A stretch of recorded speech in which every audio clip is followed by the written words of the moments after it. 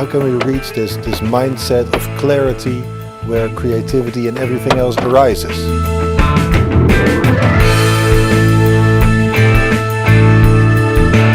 Comparing your insides to someone else's outsides. There is no best thing. Life is just is, and it's how you perceive it. Climate change deniers should be in jail for jeopardizing life as we know it. 5, 4, 3, 2.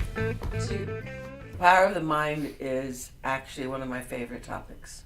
Yeah. And when I do speak, I speak on the power of the mind. Yeah. And talking about how the way you think creates your reality, especially when it comes to money and relationships. Yeah. And people who say I'm broke get to be broke. People who say I always create the same relationship, always create the same relationship. So if you want to change, my meme is, if you want to change your life, you have to change your story. You have to change your mind. You have to create a whole new story. And you always get to be right, so what do you want to be right about? It's that simple. The reset button, Yeah, it's when I work with people and I hear their story, and I said, well, you're telling the story and repeating the story constantly, you're repeating your life constantly in that story, and they'll say, yes, but it's true. I said, yeah, so what would you like to be true instead of the true you're living now? And then they hopefully work to change their story. And we are rolling already, right? Mr. Anthony? They're not even listening. They're just I think we can just get started because you already started. So I'm already. you already started. And let's start, okay? Hi everybody, welcome to Tim Buendia's On a Mission. Today we're going to speak with Suzy Prudden, a hypnotherapist, author of many books, currently running a new publishing company. Yes. We're going to talk about many things. I'm very excited. You seem to have a great history of achieving marvelous things, and let's dive right in there. Excellent. Welcome to the show. Thank you. I'm very, very happy to be here. And when I first was considering, because of course you're a hypnotherapist as well, amongst the many things that you were doing, and when I was first considering talking about hypnotherapy on my show, I was a little bit hesitant. I think the people in general, there's not so much knowledge about it, though science is on your side, but many people I think are a little bit hesitant about. The only thing weird about hypnosis is the word hypnosis. Period. People have been using hypnosis for centuries, 3000 BC, in the healing temples in Egypt.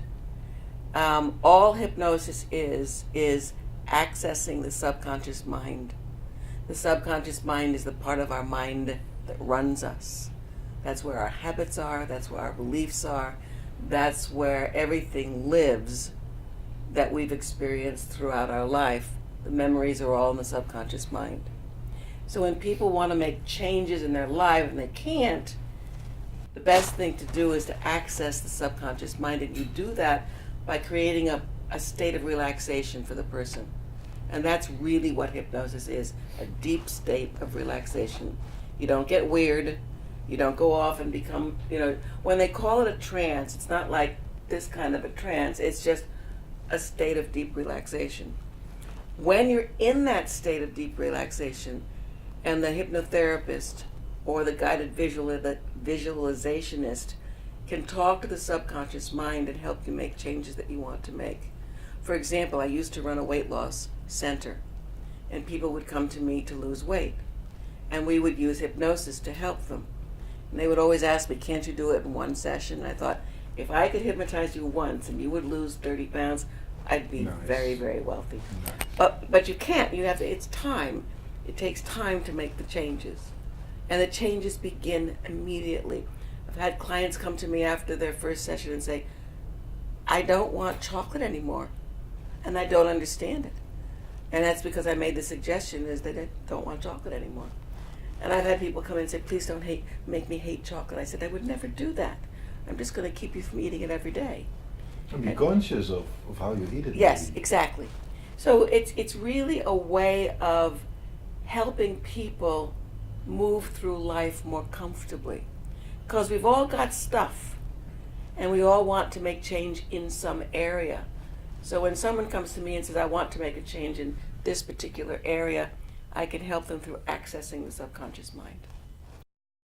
Indeed, when I was investigating a little bit more, I realized there's a lot of, it has a lot of in common with creative visualization, as you just mentioned Yes. as well. And then I was like, this is not weird. Hypnosis is That's not what I so said. weird. The only thing that's weird about hypnosis is the word hypnosis. It scares people. I don't want to be hypnotized. Well, you're hypnotized all the time. How many times have you ever been driving and all of a sudden you've missed your exit? Or Watching TV. watching TV, you're immediately hypnotized. No idea what people are doing anymore. Yeah. And reading a book, you lose your place. In a lecture, you stop listening, all of a sudden you come back and you realize you missed half the lecture. I mean, that's a form of hypnosis. It's when the conscious mind takes a vacation. That's all. It just takes a vacation. And I always say it's a good thing the subconscious mind knows how to drive.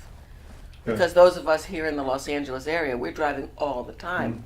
And very often we just space out and find that we're home, but we didn't know how we got there, except that the car seemed to know the way. And there was some music in the background, but that's it. Yeah.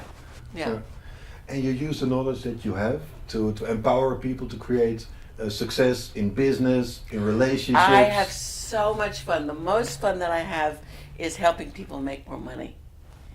Because money is a state of mind. You look very happy while you do it, I guess. Well, it's fun because I can help people change their mind about the way they think about money and the way they have been programmed as a child growing up to think about money. When they can change their mind about that, they literally change their finances. Someone can go from being broke to being rich by changing their mind. Yeah. During your childhood, you learn these things, as you mentioned. Right. And you have to be very aware of what you're living on, what is the foundation of your belief system. Right. And if you don't get there, you can build on top of an off belief system. Exactly. And it will always be off. Exactly.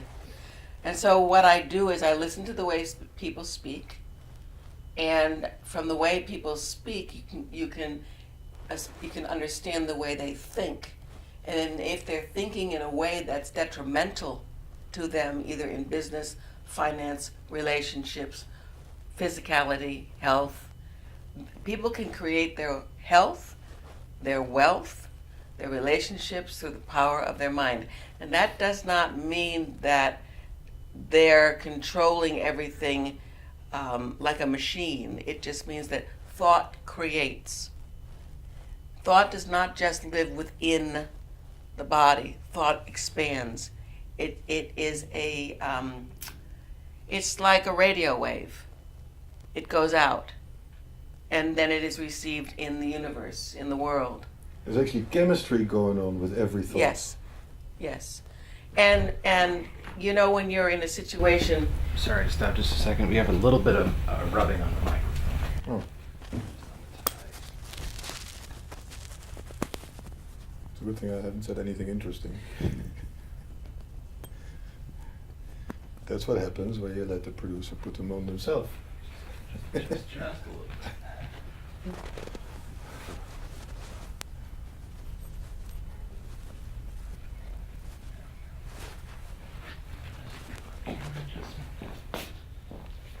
This morning I was like, Tim, don't go rubbing the microphone. Don't go rubbing the microphone. And if you say don't, There is no picture in the mind for don't. Correct. I heard many people that always say, when you say don't do something, it's the same as do something, but that's a very good visualization. There's no picture in the mind. The mind for doesn't conceive don't. So it's like yelling at a kid, don't drop that. Kid automatically drops something. Don't spill your milk. All of a sudden, you know, over the holidays, people say, I'm not going to gain weight. There's no picture for not. And so that people gain weight over the holidays. So I'm not going to get upset about this. Well, the mind hears upset, and the mind will go to what it understands. not only that, there's no picture in the mind for you, he, she, it, they, or we. The mind only hears I. So when you have someone, when you are speaking to someone and you are telling them something that's wrong with them, yourself takes it as a self-criticism. Same as if two people are talking negatively about somebody else, you will take it as a personal criticism. Not consciously, subconsciously. So you have to be very, very careful the way you use your language. And when people say to me something, for example, I can't afford it, I say you may want to change that affirmation, because I can't afford it will keep them canting affording it. It is almost like when there's negative energy and you can't direct it. When you express negative energy towards anyone, it Goes always right goes here. back into yourself. Always goes back There's into no way yourself. to direct the Right. negative energy. And also, you know, very often people love to tell horrible stories. And when I'm in their presence, I will tell them to stop. And they're very surprised when I do that. And I said, I don't want that story in my consciousness. Yes, but it's a good story, not for me. I don't want that story in my consciousness because it will go into the consciousness. So you can create the world you want by expressing yourself in a way that is positive, and I don't mean Pollyanna. I mean that's pleasant and positive, and by eliminating those people in your life who don't. And another good example is sarcasm. The subconscious mind has no sense of humor. The subconscious mind takes everything as fact. So when someone says something cruel and then laughs and said, I was being sarcastic, no, they were being mean. And I said, that's mean. And I don't permit that in my life. I just don't permit it. If someone's sarcastic, I say, you have a choice. Keep being sarcastic, you're not in my life. Stop being sarcastic and you'll be in my life. It's that simple. We have the power to create our world the way we want it. And we have to speak up, and we have to create boundaries. Boundaries are very, very important. You know, I have people that I'll say to them, that's something that you may not say to me. People aren't used to that. But they learn. And anybody can do it. It's a practice. Everything in life is a practice. I didn't used to be this way. Yeah, you are an expert of how the mind works. Yes. How did you become an expert? That's a good question. How did I become an expert? I made so many mistakes. Well, first of all, I learned, I became a mind expert. How do I say this? It goes back to the early 90s. I was being hypnotized to stop smoking. And when the session was over, my hypnotherapist, who was a friend of mine, said, if you know anybody who wants to become a certified hypnotherapist, give them this brochure. Please let me know. And I looked at it and I said, I do. She said, good. You've been doing it for 20 years. Now you'll know what you're doing. Because I started doing guided imagery when I was a fitness expert in New York.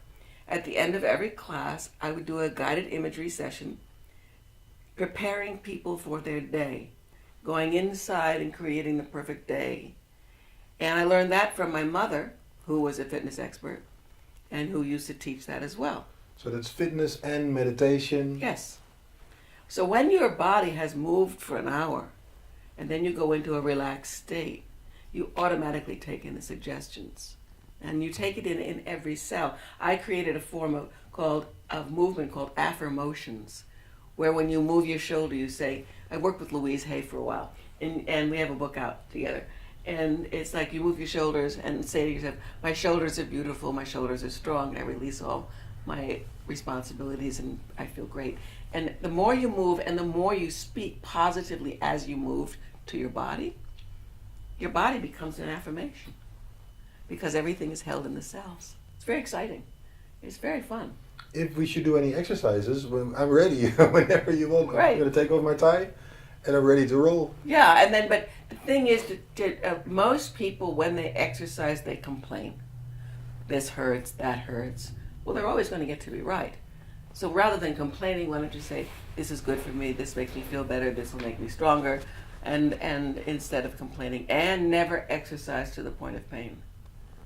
So there is no gain in pain. That's a total lie. So when I had my school in New York City for 18 years, in the entire 18-year period, and we taught thousands of people, we had 2 accidents, and that was it. 2 people got hurt in 18 years because I never let people go to the place of pain. So you started off during fitness, then you were you were like, hey, I've been. Someone told you you've been hypnotizing already. Well, what happened was I when I sold my school in New York, I discovered the mind, and that to me was a bigger playground.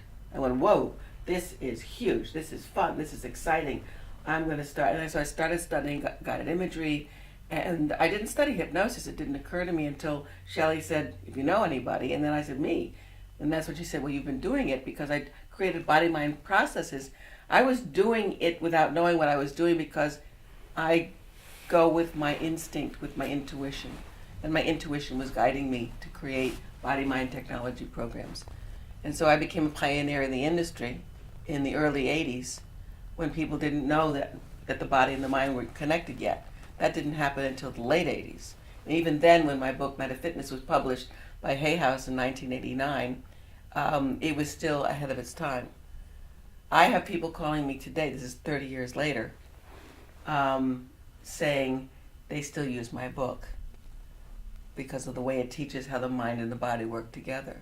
So I went to Body Mind, and then I started doing programs on teaching people how to change their mind, but I wasn't doing hypnosis yet until 96.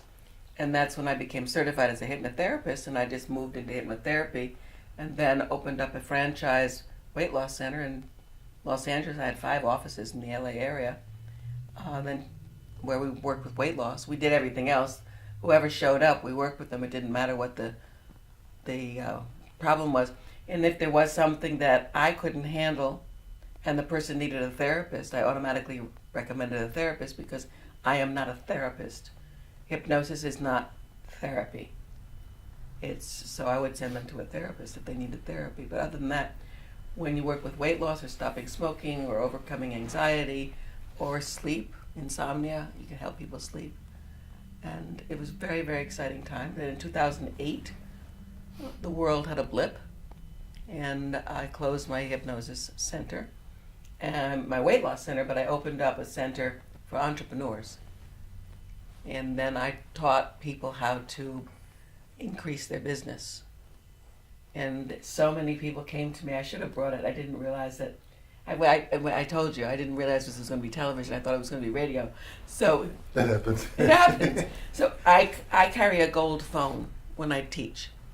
Because I teach entrepreneurs, the money's in the phone. And you have to pick up the phone. And most entrepreneurs love their business, but they hate the phone. And so I would hypnotize them to like the phone. And then they'd make more money. And they make it gold. And I have a gold phone. And literally I have a gold phone, and it plugs into my phone is almost gold. Well, this is almost. Yeah, your phone is gold. I have a gold one too. And but this is an old-fashioned type phone. This is an old-fashioned type phone. So it plugs into your cell phone. And I talk about money. Money's fun, and I carry a $100 bill, and I carry a gram of gold, and I do things like that to reinforce the positive aspect of money. And then with entrepreneurs hate to follow up and follow through.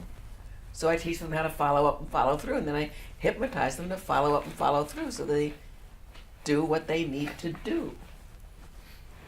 I have a question about normally when people know so much about the mind, and I believe it's the most gorgeous thing that exists. The mind, apart from existence itself, the mind is amazing. It's very sexy. And and I remember that one of my favorite in the field, of course, can't even remember his name now. I said his name so many times. Eckhart Tolle. Yeah. And Deepak Chopra told him once that they kind of write about the same, they talk about the same, but that Eckhart Tolle is the only one who lives it. And that Deepak said that. And I believe that especially if you know so much and if you live it, is there any way not to be happy with that knowledge? Is there a way not to feel bliss all Yeah. the time? Yeah, we are human. We have emotion. We have emotion. And we are here to experience emotion. We're not here to experience just happy. We're here to experience all of it. All of it. And we learn from all of it. So if I would not... I don't like feeling lousy, but I learn from it. I don't like having bad experiences, but I learn from it. If I were to just be happy all the time, I wouldn't learn anything. I would just be happy all the time. Maybe you wouldn't be able to relate to others as well, either. No, I wouldn't be able to relate to others as well, and I'd be missing something. I mean, we are emotional beings. And as emotional beings, that doesn't mean one emotion. We need to experience all of the emotions. We don't have to like it, but it's a good thing to experience it. And you don't have to stay depressed. You can get out of depression.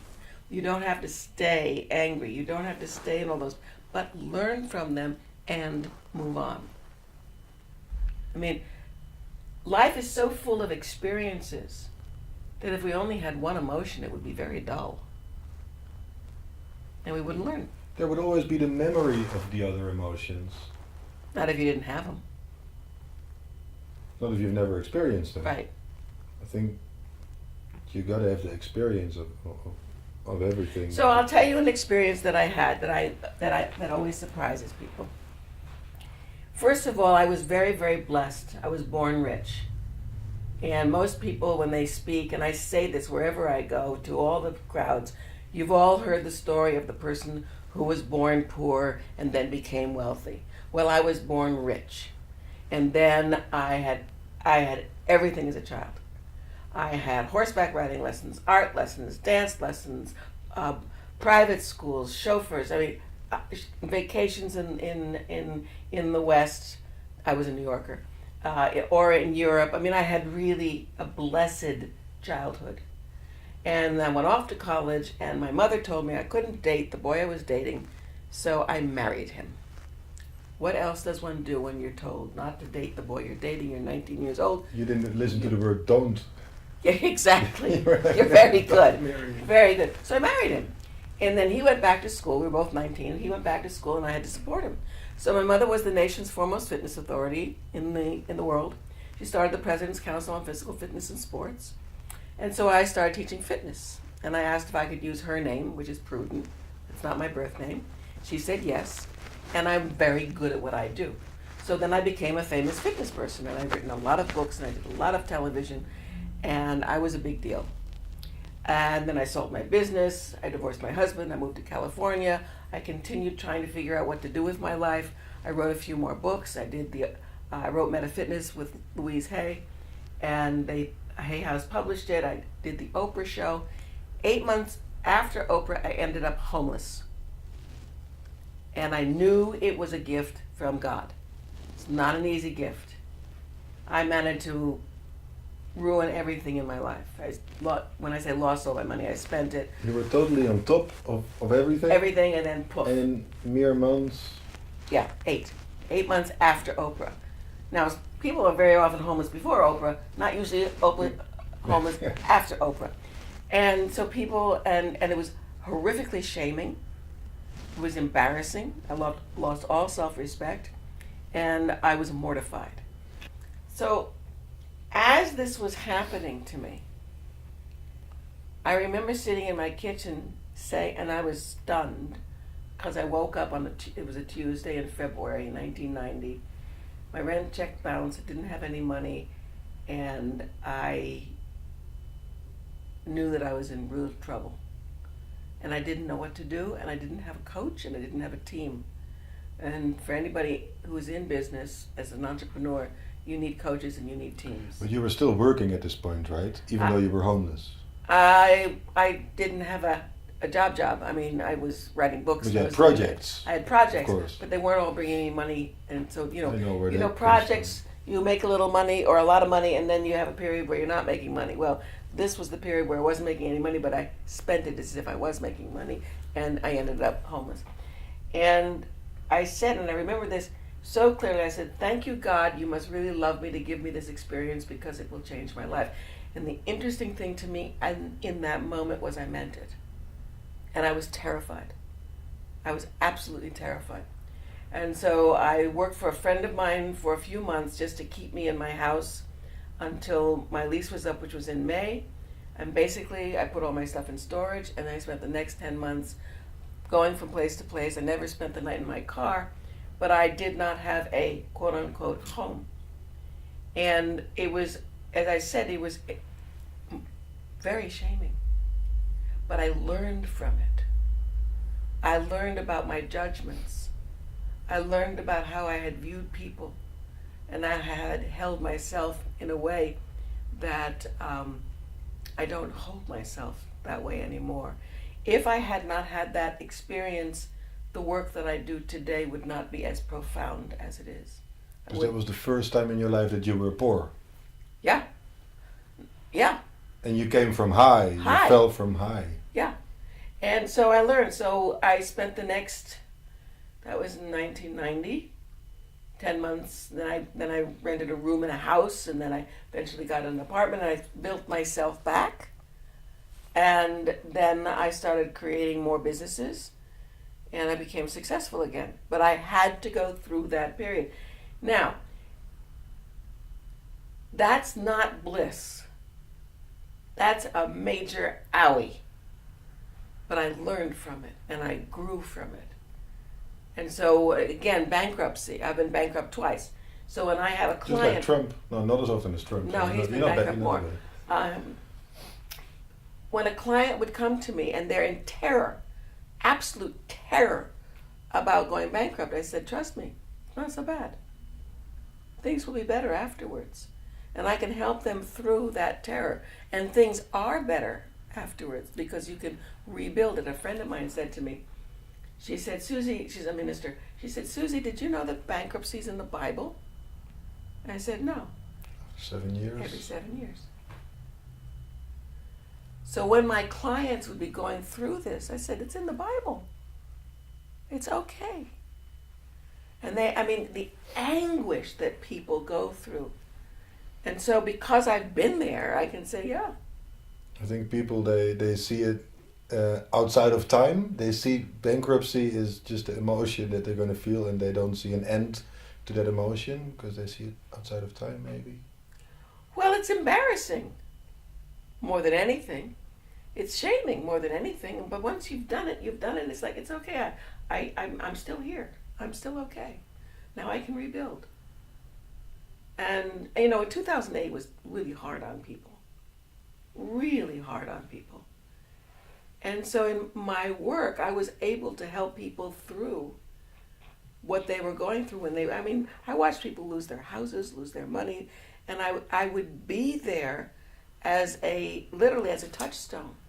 Because I said, and when my sister and I were talking about it one time, because we were both going through similar stuff, and it was before 2008, and I don't know which one of us said to the other, I think we're going through this because other people are going to be going through this pretty soon, and we're going to help them through it.